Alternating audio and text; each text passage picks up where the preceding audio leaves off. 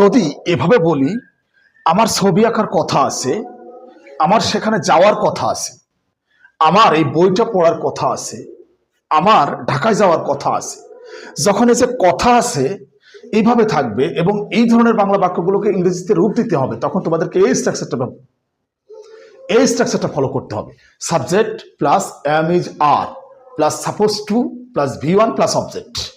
এই স্ট্রাকচারটা ফলো করতে হবে যখন কথা আছে উল্লেখ থাকবে বাংলা বাক্যের মধ্যে।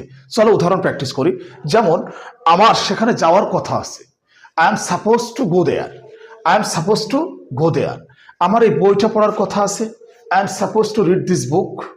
আমার ঢাকা যাওয়ার কথা আছে, I am suppose to go to Dhaka. আমার মনে হয় বুঝতে পারছো, এই যে সাপোজ টু মানে যখন কথা আছে উল্লেখ থাকবে তখন তোমাদেরকে সাপোজ টু এর এই স্ট্রাকচারটা ব্যবহার করতে হবে। আমার ছবি আঁকার কথা আছে, I am suppose two draw picture. আমার এই বইটা পড়ার কথা আছে, I am suppose to read this book. আমার আমার ফুটবল খেলার কথা আছে, I am suppose to play football.